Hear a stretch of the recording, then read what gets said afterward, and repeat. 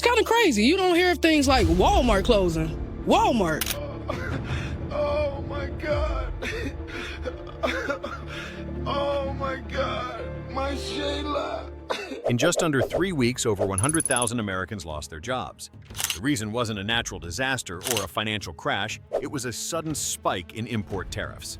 These job losses weren't limited to one industry. They were spread across warehouse workers, retail staff, logistics personnel, and small business owners. Many of them worked for or depended on one company, Walmart.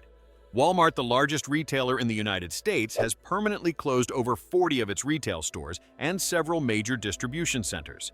These closures hit hardest in small towns and rural areas, places like Granite Bay, California, and Marietta, Georgia, where Walmart often serves as the main source for groceries, medicine, and household goods. For many local economies, Walmart wasn't just a convenience. It was the core employer, sometimes the only one. At the center of this crisis are newly imposed tariffs as high as 145% on goods imported from China. These tariffs, enacted by the U.S. government in early April 2025, were meant to protect domestic production. But for companies like Walmart, which rely on global sourcing and operate on extremely thin margins, the costs became impossible to absorb. The result: price hikes on basic goods, disruptions across supply chains, and a wave of store closures. What's happening now isn't just a business adjustment, it's an economic shockwave. Families are losing their income, communities are losing essential services, and the cost of everyday living is rising. The real question is, if even Walmart is struggling to survive under these conditions, what does that say about the direction the U.S. economy is heading? At the heart of Walmart's sudden shutdowns is a dramatic change in trade policy. In early April 2025, the U.S. government under President Donald Trump's tariff framework imposed steep import taxes up to 145% on goods coming from China. These goods include everyday products like toys, electronics, home goods, and baby diapers. For a company like Walmart, which depends on low-cost imports to keep prices affordable, the impact was immediate and overwhelming. Walmart built its reputation and business model on one simple idea: everyday low prices. It's how they became the largest retailer in the country. But when the cost of importing products nearly doubled overnight, Walmart had only two options: either absorb the cost and lose money, or raise prices and risk losing customers. The company tried to hold out at first, but the financial pressure was too great. Eventually, prices began to climb fast. Customers noticed the change. Diapers, toys, and electronics items many families rely on went up by 20 to 30% in just a few weeks. For a retailer that promises affordability, this was a serious problem. According to surveys, nearly 2/3 of Walmart shoppers said they were paying more than expected. This broke the trust many families had in the brand.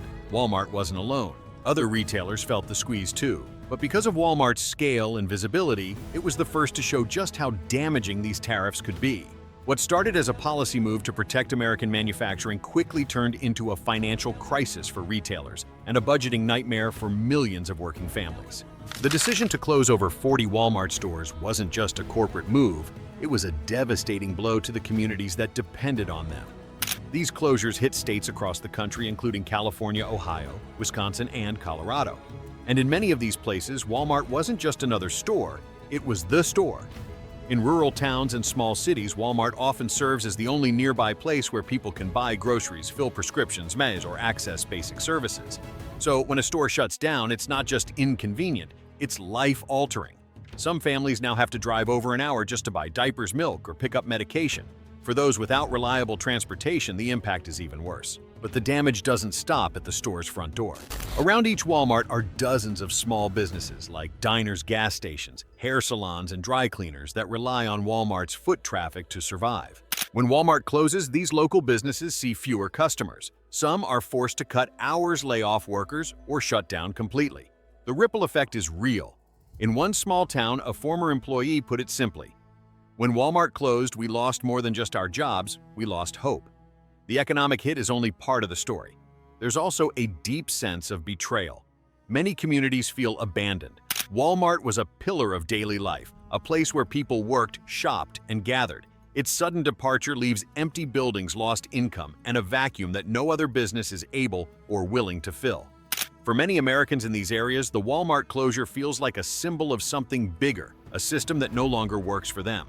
Faced with rising costs and shrinking profit margins, Walmart didn't just accept the damage, it responded with one of the most aggressive transformations in its history. But that response has come with a price. To reduce labor costs and improve efficiency, Walmart began investing heavily in automation. In many stores, traditional cashiers are being replaced by self-checkout machines. In warehouses, robots are now handling tasks that were once done by human workers, like stocking shelves and moving inventory. While this shift may help Walmart cut expenses in the short term, it's also putting thousands of jobs at risk, especially for entry-level employees in lower-income communities where job options are already limited. At the same time, Walmart is changing how it sources its products. Instead of relying heavily on Chinese suppliers now too expensive due to tariffs, the company is shifting its supply chains to countries like India, Vietnam, and Mexico. These regions offer cheaper labor and fewer political complications. But building new supplier relationships takes time, and quality control is a challenge. It's not an instant fix. To support this shift, Walmart is also rethinking its logistics model. Instead of operating massive centralized distribution centers, the company is now experimenting with smaller, flexible warehouses known as micro-fulfillment centers. These facilities are designed to respond quickly to local demand, reduce transportation costs, and speed up online delivery services. It's a smarter system, but it requires fewer workers. Walmart is also turning to technology on another front. The company has assembled specialized teams of AI experts and trade analysts to help it monitor government policies in real time, predict tariff changes, and adjust its supply chain accordingly. In other words, Walmart is trying to use data and artificial intelligence to stay one step ahead of political instability. These strategies might help Walmart survive in a volatile economy. But for many workers and communities, the cost is clear: fewer jobs, less stability, and a growing sense that the system is leaving them behind. The effects of the tariff war go far beyond the retail sector. What started as a pricing issue for imported goods has now grown into a full-scale disruption across multiple major industries, starting with aviation and auto manufacturing. In a quiet but powerful move, China suspended all deliveries of Boeing aircraft in April 2025. There were no official press releases, no press conferences, just a simple halt in activity. Within 48 hours, Boeing lost $28.4 billion in market value. This wasn't just a trade dispute. It was a targeted strike on one of America's most iconic exporters. China's message was clear: if the U.S. raises tariffs, it should be prepared to pay a heavy price. The blow to Boeing was soon followed by similar chaos in the auto industry. GM, Ford, and Stellantis all announced major production cuts due to shortages of critical components, especially electronics microchips and battery parts that are often sourced from China or processed with materials from Chinese suppliers. In some cases, battery production was slashed by more than 60%, and factories were forced to shut down assembly lines for popular vehicle models. The situation grew worse when China moved to tighten its control over exports of rare earth elements, materials like lithium cobalt, neodymium, and terbium. These rare elements are not only essential for electric vehicle batteries, but also for military equipment, satellites, and renewable energy technologies. With limited alternative sources, U.S. companies were left scrambling. Defense contractors like Lockheed Martin and Raytheon also felt the pressure. Their production timelines were delayed, and sourcing rare minerals from friendly countries like Australia or Canada was projected to take until at least 2026. In the meantime, costs have gone up and manufacturing has slowed down. All of this paints a worrying picture.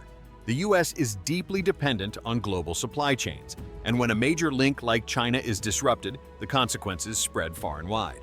What began as a retail challenge for Walmart has now triggered a ripple effect across aviation, auto manufacturing, and national security. The question isn't whether more industries will be affected, but how soon. The government's tariffs were meant to protect American jobs, but in reality, businesses are passing the cost down the line, first to workers, then to customers. Walmart cuts jobs, prices go up, communities lose their lifeline. In many towns, when Walmart shuts down, it's not just a store closing, it's the end of local jobs, tax revenue, and daily convenience. So we have to ask, does economic protection really help workers, or is it creating more harm? The pain is real, but the benefits are still unclear. And for many Americans, this protection feels more like abandonment. Walmart is only the beginning. Other big retailers, Amazon, Target, Five Below, are always changing fast. Global supply chains are breaking. Automation is replacing people, and shoppers are paying more for less. This isn't just a story about one company, it's a shift in how the economy works. Every price tag hides a bigger story about jobs, policies, and trust. Are we willing to pay a bit more to protect local economies, or is it already too late? What happens next depends on the choices we all make, especially the small ones.